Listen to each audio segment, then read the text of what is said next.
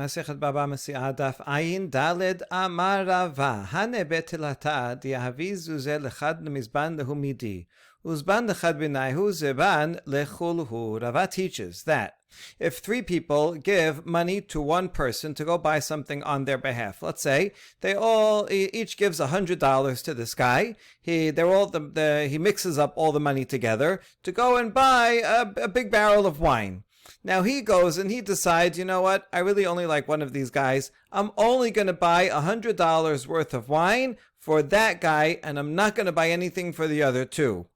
The law is that since they all hired him together and the money was all mixed up, he bought that for everybody. They all have an equal share in that $100 of wine that he bought. ולא אמרן אלא לשר וחתים איניש לחודה. אבל שר וחתים איניש לחודה, למען דזבן זבן, ולמען דלה זבן, לה זבן. But that is only true if they did not wrap up and seal the money each independently. However, if each of the three people took the $100 and wrapped it up and sealed it with a marker that's their money, and then the agent went and took just one person's money and bought whatever wine with it, then he only bought wine for that person, but for the other people whose money is still sealed up, they do not own anything. So it's clear when they seal up their money that it's going to be separate deals. But when the money is not sealed up, it's all put together, then they are partners in whatever the guy buys, even if he has different intentions. Amar Rav Papi mishemeh de Rava. Hai si tumta kanya. Now that we're mentioning sealing something, if somebody goes into a store and let's say he sees a bunch of bottles of wine and he wants to buy them, but he's not ready to take them yet, so he puts a seal on the various ones that he says, these are mine, I'm going to buy these. Now, even if he doesn't pick them up and make an acquisition, even if he doesn't pay for them, nevertheless, that is an acquisition. Kanya, it works. We ask, Lamai hilchata, to what effect? Rav Chaviva Amar lemikneya mamash. Rav Chaviva says it's a real acquisition, the same as if he would have picked it up, and who would be responsible for it? And if someone backed out on the deal, tried to back out, they wouldn't be able to back out. For all the laws of acquisition, this is the same as long as they put a mark on it. Rabbanan however disagrees, says no, it's not a full acquisition. If someone wants to change their mind, they can change their mind, except that they will get a Misheparat curse that Hashem, who punished the generation of the flood, will punish someone who commits to something and then changes his mind. Okay, he gets a Misheparat, but it's not a full acquisition. And the bottom line halacha is like Rabbanan, that a person that designates these bottles and puts a seal on it and then changes his mind, or the seller changes his mind, they will only get a Misheparat. However, if you are in a place where that's the common practice, that is an acquisition, then it is an acquisition, right? These things are dependent on what the common practice is in a place and people's expectations. Hayahu techila lakosirim. Now back to the Mishnah, which taught that you can make a forward sale, right? Pay now and I'll collect later if either of two conditions is fulfilled. Either you have a product right now, so basically I'm buying the product that you have now, or there is a market price, so that even if you don't have, you could go and buy now. You decided not to buy now, to buy later when the price goes up, but that would be permitted for me to pay now and pick it up later because either you have it or you could get it. The Mishnah then taught that if it's early in the season and this he's the first among the reapers and there's no season, there's no fixed price yet, but you have it in stock, you have some, then it's permitted. Even if it's not fully ready. That's the chidush. Now, how not ready can something be so that you can still call it that he has it in stock? It's not processed yet. What if it didn't grow yet at all? Well, if it didn't grow yet, it doesn't exist. But what if it grew, but it's not finished processing? How close can it be to being finished? And you could still consider it that you have it in stock and I can make a forward sale. Amar Rav, mechusar shetayim posek, shalosh eno posek. Rav says, there's a fixed number of steps, right, that you go from the beginning of the process to the end. If it's missing only two steps, that's almost near the end. So it's basically like you have it in stock. So when I pay for it now, I'm paying for that, which you only have two things to do to finish it till it's ready for actual sale. So that's close enough to the end that that's considered fine. However, if it's three or more activities that you have to do to finish it, that's still called raw material, and it's not like you have it in stock. Ushmuel amar bidei adam afilu me'ah posek bidei shamayim afilu achat eno posek. Shmuel says, I make a difference. If it's something that is done by human hands, meaning it's up to the store owner, the manufacturer, to do it, and it's totally in their free will and in their hands to be able to do it, then even if it's 100 steps, so what? You have the raw materials. Even if you have to do 100 steps to get it to be a finished product, since you can readily do it, so it's as if you already have it. However, it's something that depends on the hands of heaven. It depends on the weather. It depends on wind coming. Well, then you cannot guarantee that you'll be able to manufacture it. Something may go wrong. And therefore, even if it's only one step, that's not considered a finished product because you cannot guarantee that you will just do it. Now we're going to ask some questions on Rav and Shemuel. Tenan, posek imo al hagadish. So we learned that if this farmer has a stack of grain, right, it's just standing grain, and still in the field, and it's not yet ready to, it still needs processing. I can pay you now, and I can pick it up later, even when there's no market price, because you have it in stock. It just needs to be processed. We ask about that. Now, it's already harvest, already cut, but it still has to be placed in the sun to dry, and it still needs threshing. You step on it with the wood planks to separate the wood and the grain and the chaff, and then winnowing is throwing up in the air so that the wind will take away the chaff, and then the kernels will fall down. You still need to do all that, and that's three items that you have to do. That's more than Rav says only two. And the answer is kegon dishta b'chama v'yabash. We're talking about a case where you already put it out to dry. So when it says that he has grain, stacked grain, it's already dried out. So it only has two things that you need to do, threshing and winnowing. That answers the question for Rav. According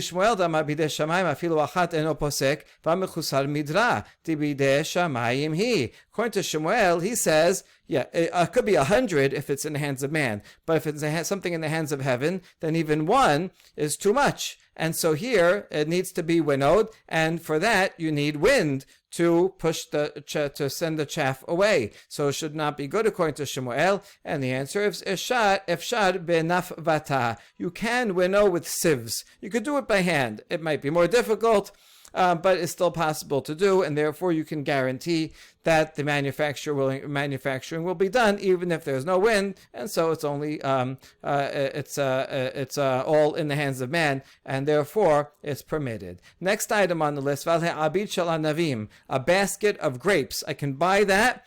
I could pay for that now, and then pick it up later when it's wine. Now,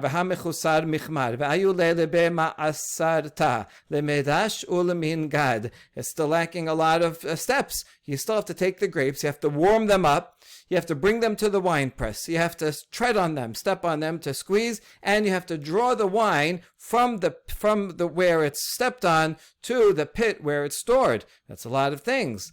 We're going to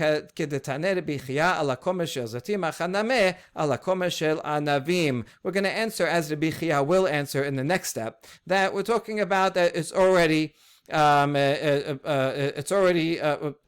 warmed up. So the olives are already warmed up. He said that for grapes. We're going to apply that to. We said that for olives. So we'll apply that same thing for the grapes. So that first step is already done. Okay, fine. But even if you take that away, still. Yeah, there's three more steps. That's too many. So we're talking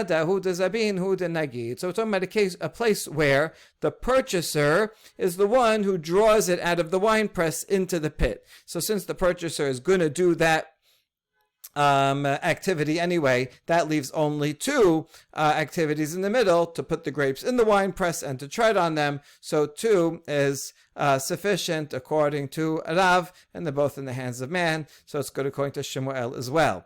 Now a vat of olives, I could pay you for it now and come back later and get olive oil. But you still have to warm up the olives, you have to bring them to the olive press, you have to smash them, and you have to draw the oil out into the storage pit. So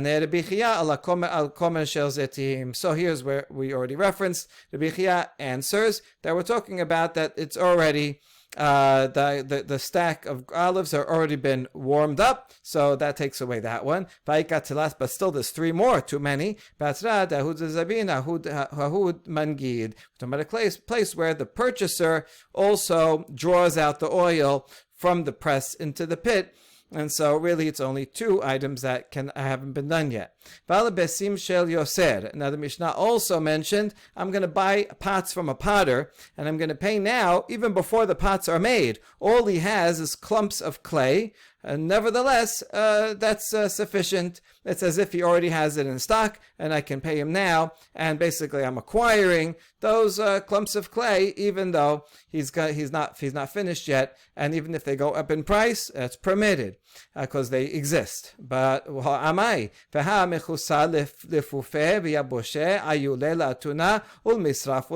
still a lot of work to do. You have to roll them out, you have to dry them, you have to put them into the kiln, you burn them, and remove them from the kiln. Oh, we're talking about a case where they were already rolled and dried. So, okay, they took off two of the steps. Okay, v'haika tilat, but that still leaves three. That's still too many. We're talking about a case where the purchaser removes it from the kiln. So that leaves only two steps of putting into the kiln and burning them. And so that two is less than the minimum. Two is sufficient to make it permitted. Now plaster, as after it has been sunk into the kiln, then you can pre-sell it because it's almost ready. But that's missing three steps: burning it, removing it from the kiln, and grinding it. Got to grind it down to make that plaster. We're talking about a case where the purchaser is the one who grinds it, so that leaves only two things to do, burning it and removing it.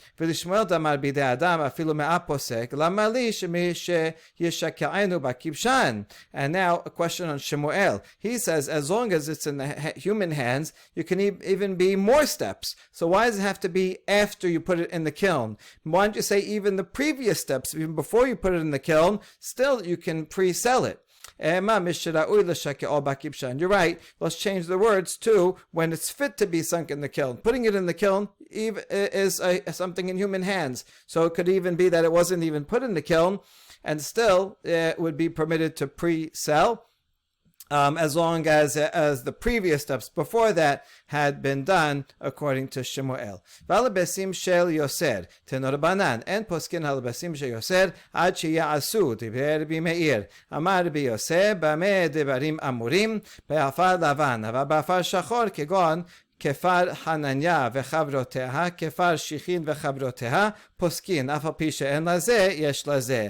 Now back to the clumps of clay, Braita teaches that you cannot pre-buy these clumps of clay until they're made. They have to be there and ready, according to Rabbi Meir. Rabbi Yosef, however, says, even if the clay is not made, it depends. Mesia says, when do we say that the clay has to be made? If it's white earth. White earth is high quality, hard to get. So you really have to make sure that the clay, the potter has that substance in stock and made the dough, made the clumps, and he already has it there. In that case, Rabbi Yosef would agree with Rabbi Meir. He has to have it there. However, if it's black earth, like earth that you find in Kefar Chananya and near there, and Kefar Shichin and near there, which is very common and easy to get, then you can buy it early on as a pre-sale. Even if this potter doesn't have any, somebody down the block will have. It's such a common commodity. So Rabbi Yosef says, listen, I agree with you, Rabbi Meir, that you have to have it in stock, ready, the clay prepared if it's white, which is hard to get, but the black ones, the earth that's easy to get, you don't have to have it because there's like a regular market for it. So now we have a story about Amemad. He would give money to someone who sold clay from the time that the clay was brought into his house. He would wait till the potter, the clay seller, had it in stock, but before he bought it. Now, we're going to see is about the black earth. So why did he have to do that? Keman, is he following Bimeir? Can't be, because Bimeir says he has to have it until it's fully formed. So he just had it when the potter owns the earth, but if owns the earth, they're not fully formed yet. The dough is not fully formed. The clumps are not fully formed yet. So, according to Bimeir, he prepaid too early. If you follow Bioseh, this is black earth. So even if he doesn't have it in his house, the earth, he can easily get it from somewhere else. So, which one is he following? He's too lenient for the Bimeir and he's too stringent for the Bioseh. The answer is Amemad is following the Bioseh, Lolam ke the Bioseh. But today the Amemad Ashik Afra. Demayele Afra Samcha Date Ve'ahib Lehu Zuzeh Ve'ila La Samcha Date. Really, he's following the opinion of Rabbi Yoseh. But in his place where he lived, even this black clay was scarce, and therefore, if the potter had it in his house, then he says, I can rely on that, and I know he'll finish the process. I can pre-buy. But if not, if he doesn't have it in his house, then he would not give money to prepay for a sale of even black earth, because it was rare in that place. The Mishnah gave a last example that someone can do a forward sale for manure any time of the year, because this is automatic production. If there's animals, there's manure. Now, in the Mishnah, it looked like three opinions. It said Tanakama says it's permitted, and Rabbi Yosef says no, only if the manures are on a dunghill. It has to actually be there, and then you can pay for it now for collection later. But if it doesn't yet exist, then you cannot pre-buy. And Chachamim say it's permitted. So Chachamim sound like it's the same as Tanakama. Tanakama says you can do that. And Chachamim also say it's permitted. Chachamim hainu Tanakama. Amarava yimot geshamim ika benayu. There is a difference during the winter. In the summer, everybody agrees, because the animals are there. Even if you don't have it on a hill, like Rabbi Yosef says, they're going to manufacture it, and it's in the summer, in the dry season, it'll all dry out and be usable. The question is, in the rainy season, according to Tanakama, that's fine. Even in the rainy season, you can go and collect it. But according to Hachamim, at the end, in the rainy season, it gets washed away. It doesn't get dried up. It's not as usable, and you can't guarantee that you'll be able to come and collect it. So they disagree regarding the rainy season. The last section of the Mishnah taught that if I pay now to lock in a price, because usually the price goes up, so I want to lock in a cheap price now, okay, that's permitted under the two conditions that we mentioned. However, let's say I prepay now, and then the price goes down later on. So now I'm locked in at a high price as the buyer. Do I have to go through with the sale, or can I say, forget about it? Give me the money back. I can get it cheaper, or I can tell you, listen, give it to me at the cheaper price. I prepaid so that in case it went up, I would have a good price. But now that the price went down, I want the lower price. So the Mishnah taught that I can make a condition at the time that I give you the money early in the season. Listen, I'm locking in this price as the max, but if the price goes down, I want, Shar Gavoa means the best price. I want the most product for my money. I can do that. All right, now we have a story. Hahu gabra dehiv zuzer l'nedunya debe hamu v'sof zal nedunya. Okay, there's a guy getting married, and the father-in-law has to give a dowry, right? He has to provide something to his daughter for the couple that they will bring into their marriage. Now, it happened to be that his son-in-law is good at buying and selling things, so the father-in-law gives money to his future son-in-law to go and buy jewelry as the dowry. Okay, so the son-in-law goes and he pays early for a fixed price for jewelry. He's thinking that's going to go up later. And now he has the price now. He got the price and now when it's low. However, he miscalculated, and the sof zal nedunya. In the end, the price of the jewelry actually went down. So the son-in-law says, I want to go back on the deal, and I want you to give me for a lower price. So they came to the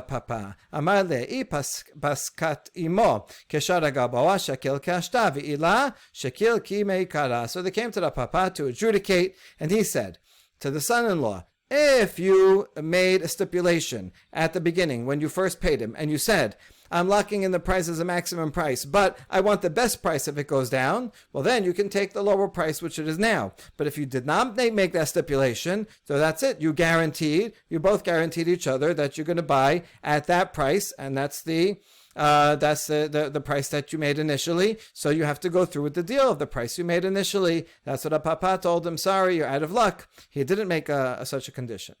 Amru le Rabbanan Rav Papa v'la pasak shakil k'meikara. So the rabbis then asked Rav Papa, who was the judge, so what if even if he didn't make such a stipulation, he still has to take it now according to the price that he had set, which is higher? Ma'ot ninhu ma'ot lo kanu. What did he do? All he did was pay money. He didn't do any kinyan, an act of acquisition on the jewelry. He didn't pick up the jewelry. And we know the general rule, according to the majority opinion, is that transfer of money does not effectuate a transaction. So he should be able to go back on the deal. So forget it, give me my money back, and then he'll go and buy at a lower price. Papa says, I agree. It's not a total sale. He can go back on his word illegally. Can't force him to pay the higher price, but he will get himself a mishe para sin. I agree that it's not an official sale, but I was telling him you should do that because it's the right thing to do. You agreed on the price, you should not go back on your word. And if you do, you get a curse. And so this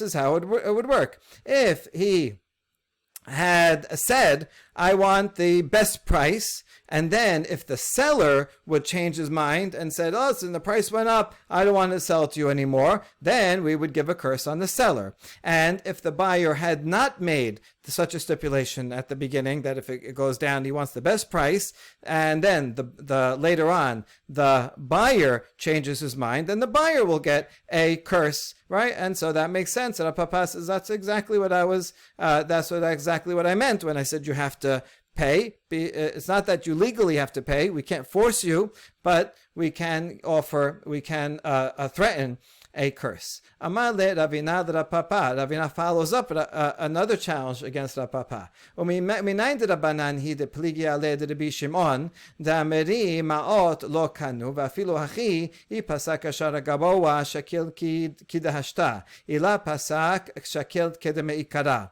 So how do you know that our Mishnah is the opinion of Rabbanan who argue against Rabbi Shimon, that's the majority opinion, and who says that transfer of money does not effectuate an acquisition, and nevertheless, if he made a stipulation, then he can take the stipulation that he wants the best price, then he can get the best price, and if not, not. That's how we've been understanding it until now. That was Rav Papa's answer just now, that this Mishnah is following Rabbanan. But Ravina says, maybe not. Dilma Rabbi Shimon Hida Amar Ma'ot Konot. Maybe this Mishnah follows the minority opinion of Rabbi Shimon, who says that once you transfer money, even if you didn't pick up the item, the sale is final. The transfer of money effectuates a sale. If he made a stipulation at the beginning, I want the best price, then he can take the price now, the lower price. And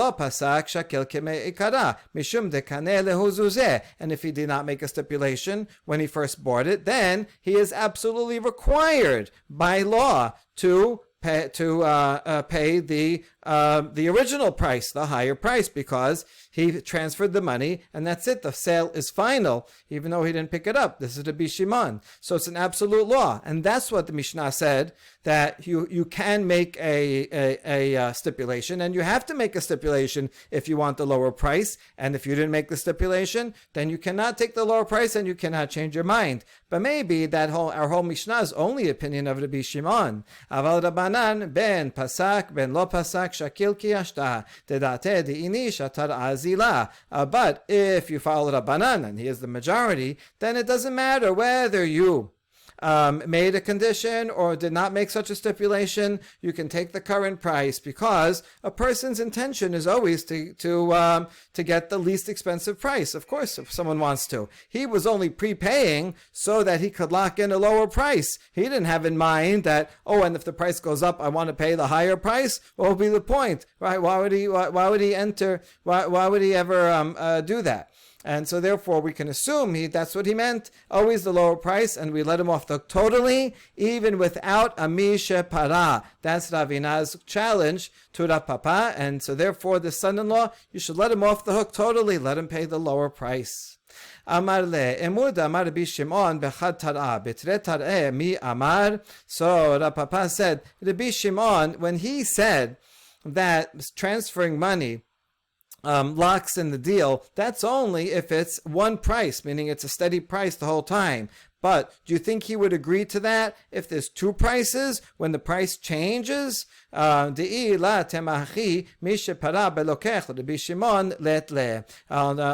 a proof. Rav Papa says, if you don't say so, how could you ever have a case where you would give a curse of mishe para on a buyer? After all, anytime the buyer, either if he picks up the item, or he pays, according to the Rabbi Shimon, so that will always effectuate the sale. And if you say it doesn't matter, even if the price goes up and down, even whether there's one price or two prices, the sale is always final. So then the sale would be final, and we could force him to pay. And there never would be a case of a mishe para. And maybe you'll say, yes, indeed, that's the case. According to the Rabbi Shimon, there's no such thing as a mishe para curse. Either it's no sale at all, or it is a final sale. But that cannot be, because there is a braita, that's the opinion of Rabbi Shimon, that it talks about a mishe para. So it has to be a case where he has mishe para.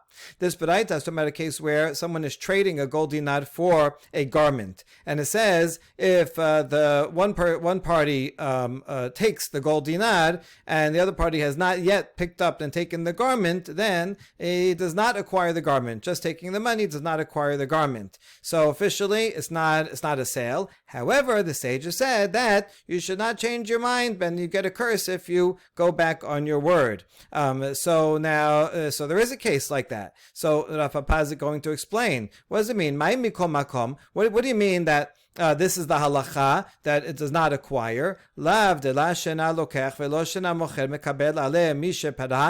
it not talking about a case where it doesn't matter, either party that changes their mind will get a mishe para? In other words, that's the halacha, that it does not, taking just the gold does not effectuate the transaction. However, any party who changes his mind will get a misha para. Misha para. That's how it reads. So why should he get a misha para according to the Bishimon, who says that giving money makes taking money effectuates a transaction? Because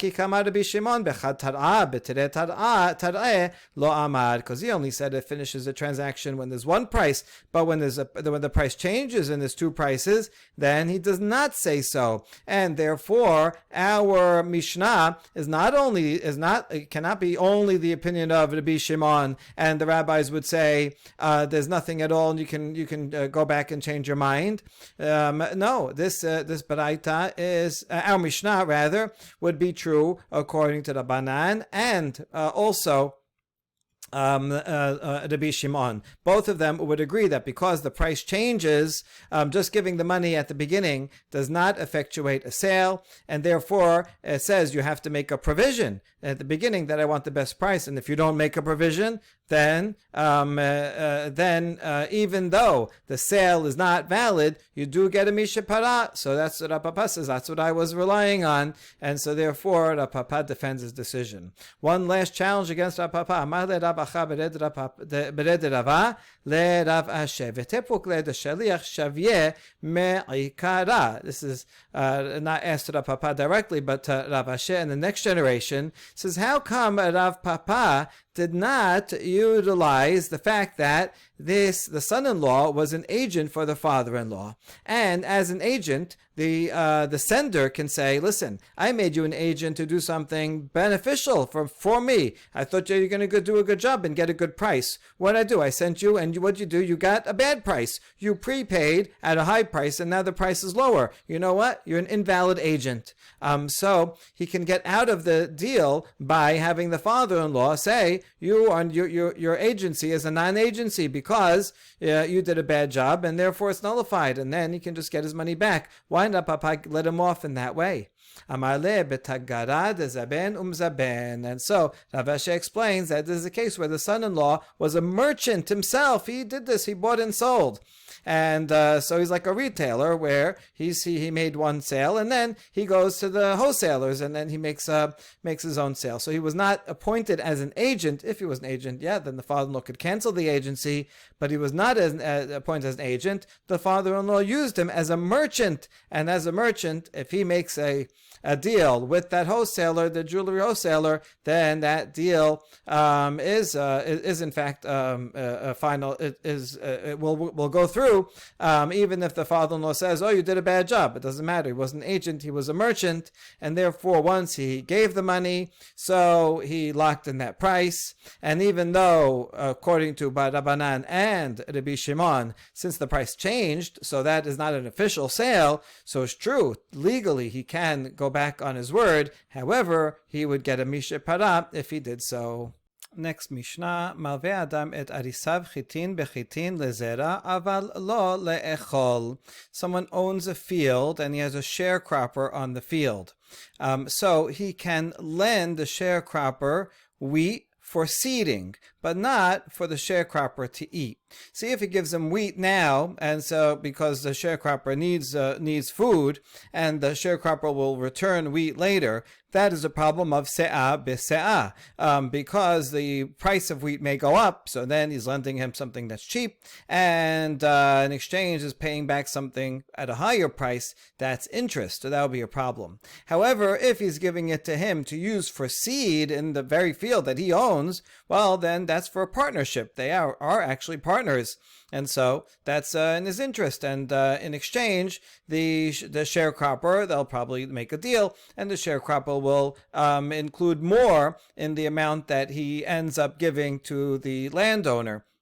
Once he takes in the harvest. So in that case, that's permitted. Shahya Rabban Gamliel mavet arisav chitin bechitin lezera beyoker vehuzlu or bezol vehukru notel mehen kashar azol velo mipnei shalacha ken ela sherasa lachmir al atzmo. Now we have a story of Rabban Gamliel that he owned fields and he would lend to his sharecroppers wheat for wheat to use for seeds.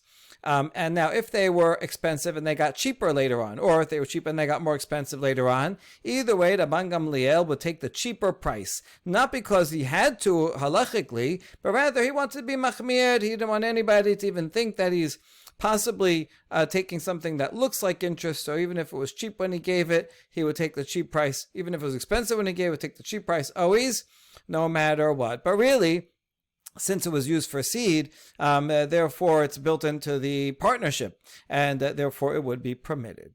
Now we have a Baraita that disagrees a bit with the Mishnah. Tenorabanan. Malveh Adam et arisav chitim bechitim lezera. B'ameh amurim shelo yarad, aval yarad asur. Baraita teaches that, same as the Mishnah, a landowner can lend to his sharecropper wheat, for wheat later on, as long as he uses it for seed. However, when is that true? Only if the sharecropper has not yet entered the field.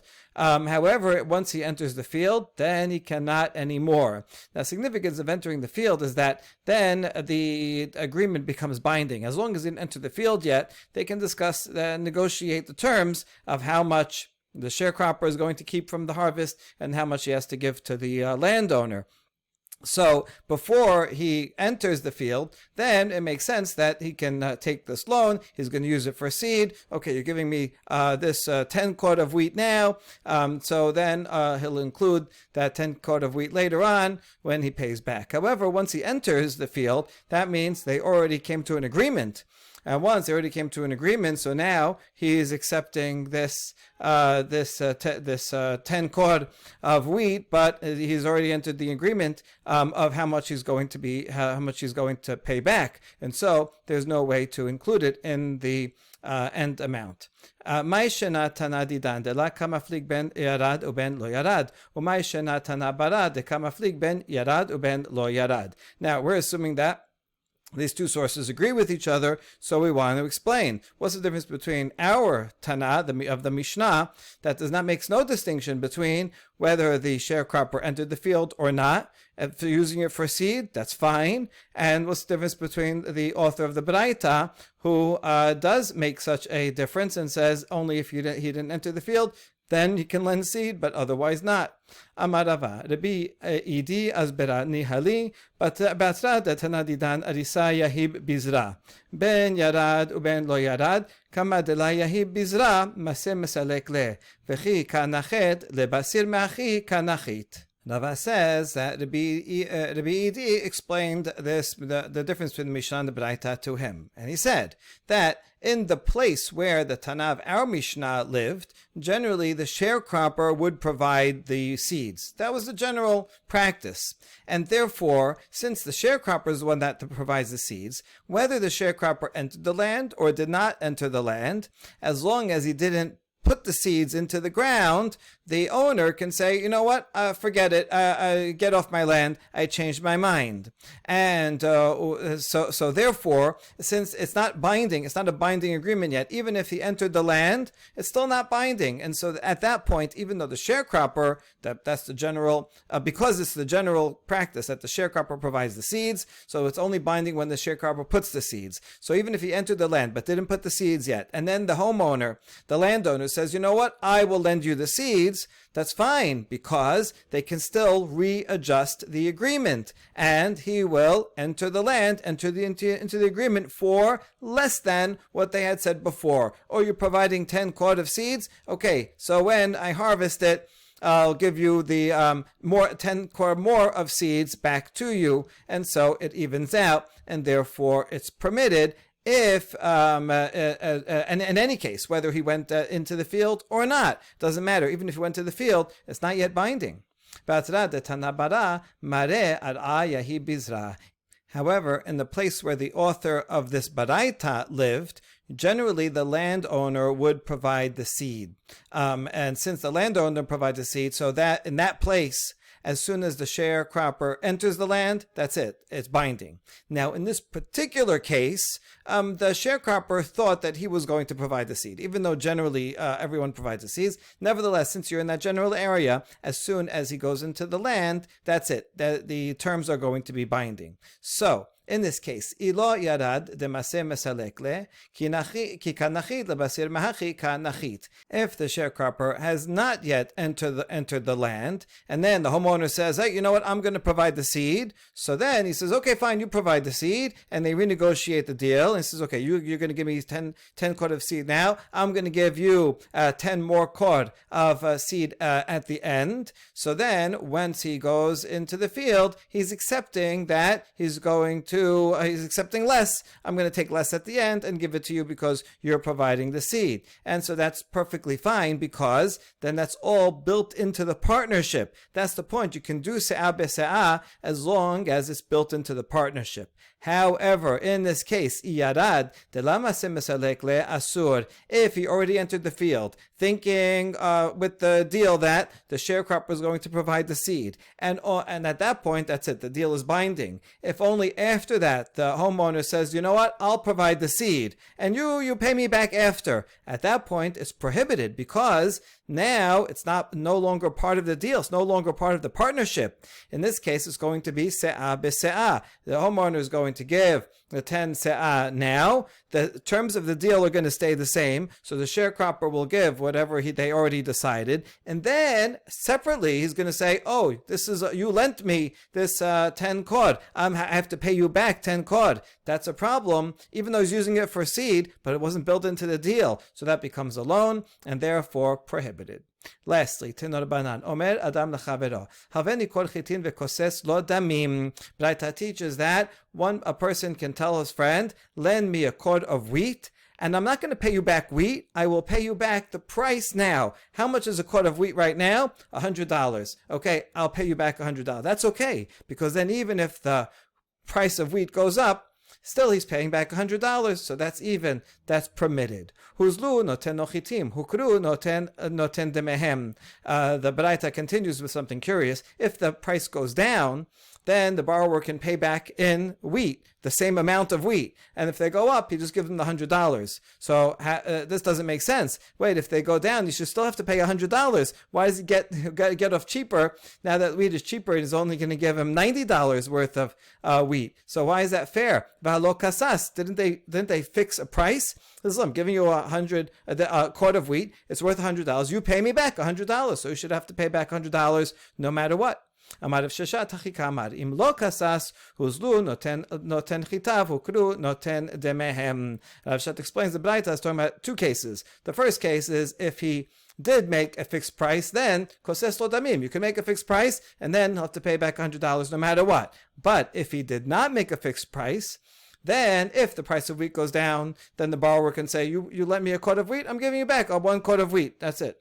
No problem, because it went down, so there's no interest here because the price is lower. And if the price of wheat went up, then he cannot return a quart of wheat, because then that will look like interest. Rather, he has to pay only the original price of the wheat when he first borrowed it. Baruch Adonai Olam, Amen v'Amen.